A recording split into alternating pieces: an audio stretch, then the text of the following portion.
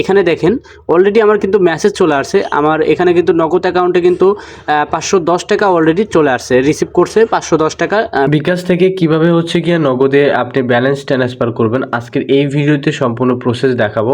তো A to Z ভিডিওতে থাকবে, আপনি শুরু থেকে শেষ পর্যন্ত ভিডিওটা কন্টিনিউ করবেন।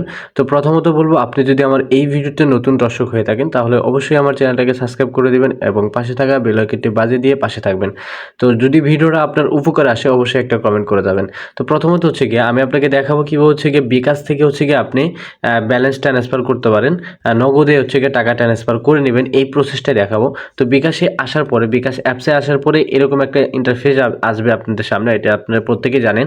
তো এখন হচ্ছে একটু নিচের দিকে আসবেন, আসার পরে এখানে যে অন্য অন্য সেবাসমূহ খুঁজে বের করুন, বের করে হচ্ছে এটা এদিকে একটু স্ক্রল করবেন, করার পরে হচ্ছে এনপিএসবি এই অপশনটা খুঁজে বের করবেন, এনপিএসবি এই অপশনটা খুঁজে বের করবেন। বের করার পরে এখান থেকে আপনি দেখবেন এমএফএস অ্যাকাউন্ট এখানে ক্লিক করবেন। করার পরে এখানে হচ্ছে এমএফএস অ্যাকাউন্ট যোগ, এখানে ক্লিক করবেন। করার পরে এখানে দেখবেন এই যে নগদ সিলেক্ট করা আছে, তো এখানে কী করবেন, নগদে ক্লিক করবেন। করার পরে এখানে হচ্ছে গিয়ে আপনাকে ফেস স্ক্যান করতে হবে। তো ফেস স্ক্যান করার জন্য হচ্ছে গিয়ে প্রথমত হচ্ছে গিয়ে শুরু করুন, এখানেই ওরা যেভাবে বলবে ঠিক কীভাবে হচ্ছে গিয়া আপনাকে এখানে ফেসটা স্ক্যান করতে হবে। দেখেন মাথা উপরে তুলুন, প্রথমত হচ্ছে গিয়ে মাথা উপরে তুলতে বলতেছে। তো আপনি কি করবেন, মাথা এভাবে উপরে তুলবেন, মাথা উপরে তুলবেন। তারপর হচ্ছে গিয়া আচ্ছা, মাথা উপর তুললাম। তারপর হচ্ছে ডান কাঁধের দিকে তাকান, এই যে ডান কাঁধের দিকে তাকাবো এভাবে। আচ্ছা, এখন এটা হয়ে গেছে। এখন বলছে স্থির থেকে ক্যামেরার স্থির থাকা লাগবে, হ্যাঁ, মানে এতে ক্যামেরার দিকে তাকিয়ে থাকা লাগবে স্থিরভাবে। তো আমি হচ্ছে গিয়ে এইভাবে স্থিরভাবে তাকিয়ে থাকলাম। এখন কিন্তু দেখেন আমার এখানে কিন্তু এটা যাচাইকরণে চলে গেছে। একটু অপেক্ষা করি, এটা হচ্ছে প্রক্রিয়াধীন আছে। তো একটু এই দেখেন অলরেডি কিন্তু এটা সফল হয়েছে। তো এখন আমরা কি করব, এগিয়ে যান এই অপশনে ক্লিক করব। আচ্ছা, এগিয়ে যান এই অপশনে ক্লিক করার পরে এখানে দেখবেন এমএফএস অ্যাকাউন্ট, এখানে হচ্ছে এমএফএস অ্যাকাউন্ট মানে নগদ নাম্বারটা এখানে আপনাকে দিতে হবে। দেন আমি একটা নগদ নাম্বার এখানে দিয়ে দিলাম। আচ্ছা, নগদ নাম্বার দেওয়ার পরে এখানে দেখেন আমি এখান থেকে একটা নগদ নাম্বার দিয়ে দিলাম।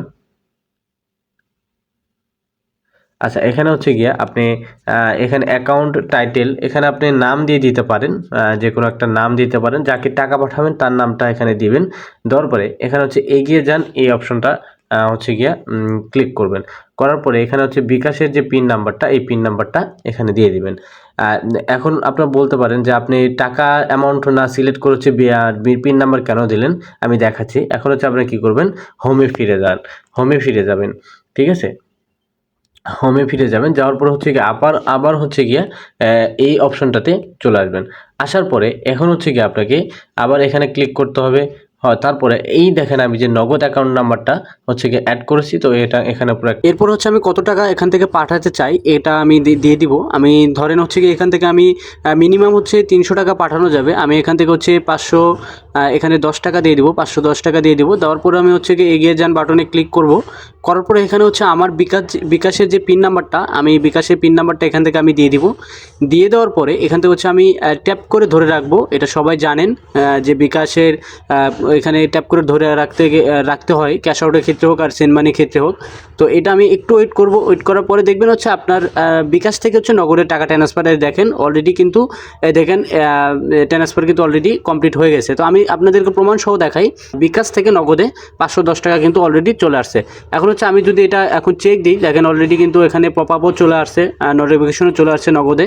তো আপনারা যদি দেখেন, আমি আবার যদি লেনদেনে গিয়ে আপনাদেরকে একটু দেখাই যে আসলে আসছে কি না। এটা যদি অনেকেই হয়তো বা বিশ্বাস নাও করতে পারেন, যেহেতু নতুন বিশ্বাস নাও করতে পারেন। তো আমি যদি একটু আপনাদেরকে লেনদেন সময়তে দেখাই, দেখেন 510 টাকা কিন্তু অলরেডি চলে আসছে। হচ্ছে কি আপনি নগদ বিকাশ থেকে নগদে টাকা ট্রান্সফার করতে পারবেন। যদি ভিডিওটা আপনার একটু উপকারে আসে অবশ্যই আমার চ্যানেলটাকে সাবস্ক্রাইব করে দিবেন, আর পাশে টাকা বেল আইকনটি বাজিয়ে দিবেন। ধন্যবাদ সবাইকে, আসসালামু আলাইকুম।